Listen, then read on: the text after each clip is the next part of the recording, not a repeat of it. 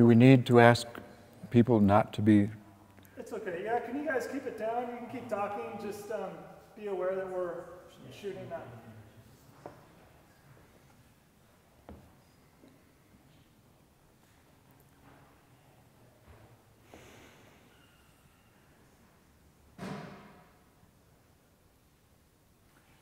All right. Okay. Well, here we are again. Here we are.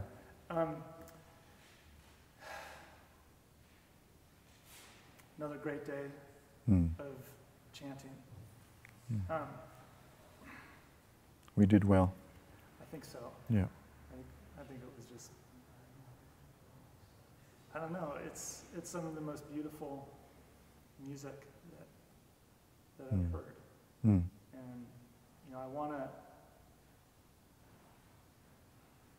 to put it on the shelf next to Gregorian chants. You know, and just recognize that there's a certain style that is unique to it. I guess it comes from the Celtic, or it comes from various sources. You know, if we're to talk about the sources of the melodies, for example, Gregorian chant is actually one source. Yeah, there was a time, another lifetime ago, when I was teaching Gregorian chant to seminarians, you know, at the Catholic University in Washington, and I loved Gregorian chant, you know, and actually ended up going to Solesmes in France, where the monks there in the 19th century basically transformed church music by revitalizing Gregorian chant, which had been lost for centuries, you know. So I studied a bit of Gregorian chant and loved how it moved slowly, stepwise, you know, very musically. And just the slightest nuance created a moment of beauty, you know? So for me, when I write music, that is in the background, you know, and very often comes through into the foreground, you know. So you have this Gregorian chant melody like moving along that everybody can sing. You know, that's part of the beauty of Gregorian chant. You know, it's really not that difficult. It's actually the essence of simplicity. Yeah. So that's one source for the melody. And another source is Ireland, Ireland itself.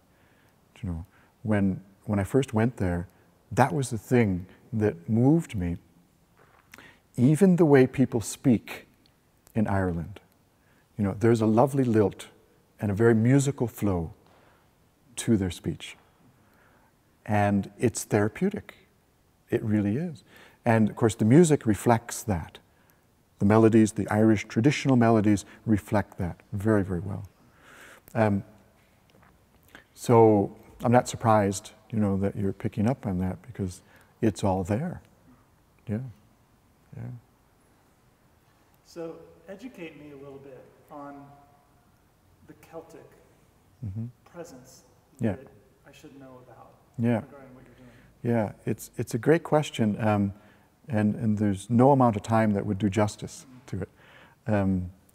People these days, many people, are interested in what's called Celtic spirituality. And I think rightly so, because what little bit we can glean, you know, from sources, texts, and stories, poetry, it reveals a spirituality that is pre-Christian, that is full of life, that is just rich and deep and deeply connected to the world of nature. You know, that's one of its great strengths. There's an old Irish word called nairt. Nairt is the juice that flows through all of creation. Yeah? That is divine juice, by the way. It's the power, the force, the spirit, the presence, the juice of God, really, that flows through all of creation. And when we're in touch with that, you know, we're juiced, you know, we're alive, we're more alive. And that to me is in the music as well, in those traditional Irish melodies again. So the Celtic thing is very important. And I think what we're attempting to do in this new creation of music is to bring the Celtic and the Indian, from India that is, together. And so we have some lovely Irish melodies. I mean, one of the most beautiful is the lullaby, you know, that is actually Scottish, by the way. Yeah. The Scots and the Irish are sisters and sometimes rivals, but basically they get along. But the Celtic thing includes Ireland, Scotland, Wales, you know, you name it, and other places as well. And of course Britain, when Britain was part of that Celtic world. So what we're trying to do, I think, is to tap into a Celtic spirituality that speaks of lament, that speaks of lullaby, that speaks of love, you know, those three. And they're intertwined. You know. So when we sing the lament that is based on a Celtic melody, specifically Scottish, we enter into that world, you know, where years and years and years ago, people would lament as a community. And that's part of Celtic spirituality, you know. You can't get that from reading books. You just can't. And you know, people say to me, what book should I read to get Celtic spirituality, you know, under my belt? You know? And I say no book, you know. Roll around in the grass, you know, go spend a couple nights in the forest, you know, pray with trees, you know, I mean, something beyond the book world. And then immerse yourself in the poetry, the stories, the sources, as far back as you can go, you know, because it's in those poetry, that poetry and story, that the characters come alive, you know. So there's no one book you can go to for that, but you can bathe yourself in the stories and the poetry, and that is transformative, you know. And the music and the story all goes together, the music and the poetry goes together. So the Celtic thing is vast, and it's deeper than I could ever imagine, and I'm just barely scratching the surface of the surface. Yeah. Yeah. So you're saying that, if I understand, you've got this Western Celtic and then this Indian infusion that's going on. And you just described Gregorian being a part, sort of a fundament that it sprung from, perhaps.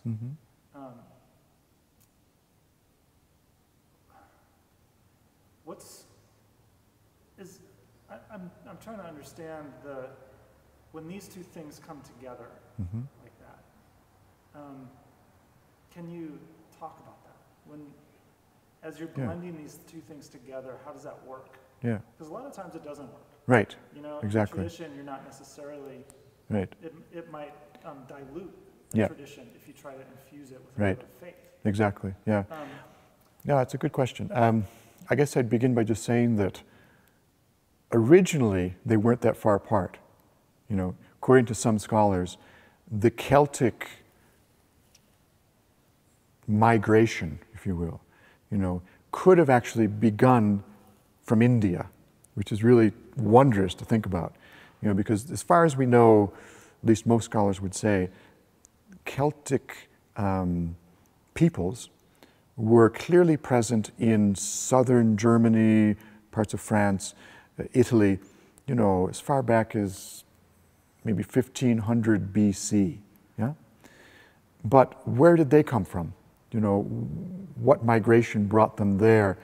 And there's some speculation that it may in fact have been from around in India itself. When you listen to original Indian music, you know, from the source, and when you listen to traditional Irish music from traditional Irish players, yeah, particularly singers or pipers, you hear great similarity. You know, there's a drone that's at the bottom of a lot of that, both from India and in Ireland. There's a drone, you know, and that drone is very significant. That drone is holding us, you know, that drone is rooting us. And both in Indian and in Celtic spirituality, that drone, I believe, serves that purpose, you know. And it creates a wonderful dissonance, you know, a truly, I believe, powerful and healing kind of dissonance, you know. And so you have that, but also you have in terms of image in both places, you know, the ancient India and the ancient Ireland are deeply immersed in the divine feminine, okay? Deeply immersed. So whether you have Kali in India, you know, who comes at you with many arms, you know, or you have Eru in Ireland, who is a goddess, and by the way, part of a trinity of goddess, you have, in both cases, the yearning to connect with the divine feminine. Yeah? And the affirmation of the divine feminine in all things and in all beings.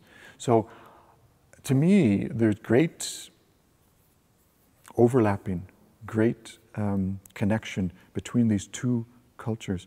Now, musically speaking, I think we have to be careful because when we have tabla here, you know, which clearly brings us into the world of India, and we have an Irish fiddler, you know, it might not always work, musically speaking, you know. So we have to be careful with that. And that's why the process of the CD is going to take long. And I you know, that's necessary so that we can sensitively bring two worlds, two cultures, two musics somehow together, but do it in a way that is respectful of both. Yeah, does that make sense? Yeah. Yeah. So, if I'm interested in this chanting, Mm-hmm. and I want to somehow get involved, why is it important for me to understand the Celtic part of it? Because I think the Celtic part of it, there's so much could be said, but when you enter into the chanting, you're entering into a people. You're entering into a tradition. And the Celtic people, the Celtic tradition, is the source from which a lot of this flows, you know. And for example, if you're part of the Christian community, you believe in something called the communion of saints, right? Which is a beautiful image. But what it means is we are present in this moment, surrounded by and with and in literally an infinite host of beings from past, present, and even future. Yeah? That's the Christian thing, the communion of saints. And the Celtic understanding is not far from that. You know, when they speak about the thin places, where the veil between the living and the dead is lifted. You know, and now we can commune, we can hear, we can speak, we can feel the presence of thousands and thousands and thousands of beings. I mean, it blows my mind away to even think about it, but that's what we're talking about. So we're not just entering into a musical notated line here. We're entering into what really is truly a mystical experience, you know, where beings from the Celtic world, beings from the world of India are present here, if you can imagine, you know. For me, this is what happens.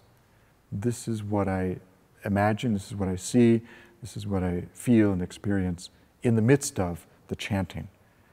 And that's a very long answer to your short question. That's a beautiful answer. Yeah.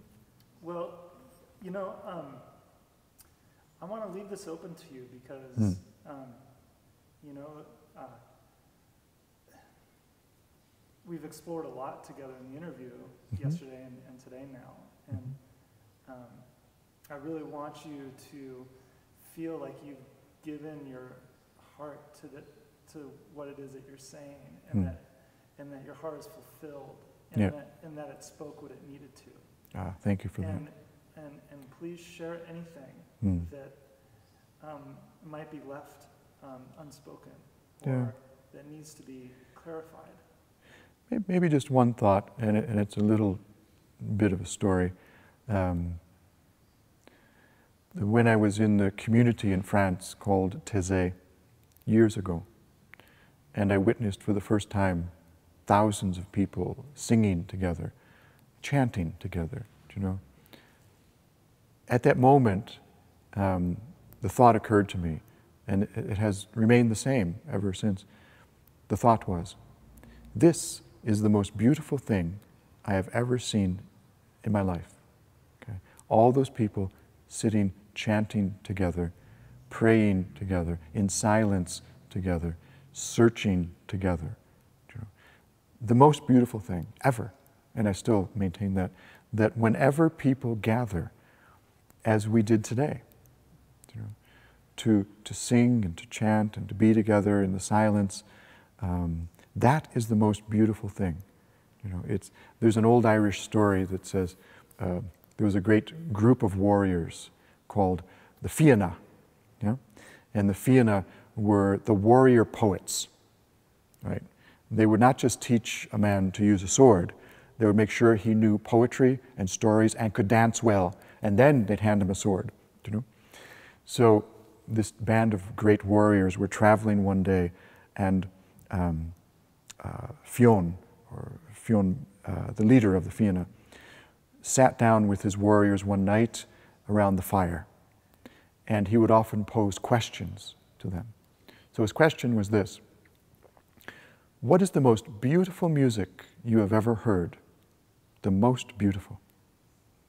And the warriors were quick, you know, to respond. One said, it's the sound of a spear clanging on the shield. That's the most beautiful music in the world. No, another one said, it's the sound of the morning sparrows just waking at the crack of dawn. That's the most beautiful music. No, another one said, it's the sound of children playing in the field. That's the most beautiful music. And after they had all exhausted themselves, you know, with different examples of the most beautiful music, finally one of them said to Fionn, so, Fionn, tell us, what is the most beautiful music? And his response was this: the most beautiful music in the world is the music of what happens, of whatever happens. That is the most beautiful music in the world. That was it. Yeah. So, thank you. Thank you. Yeah. Stefan.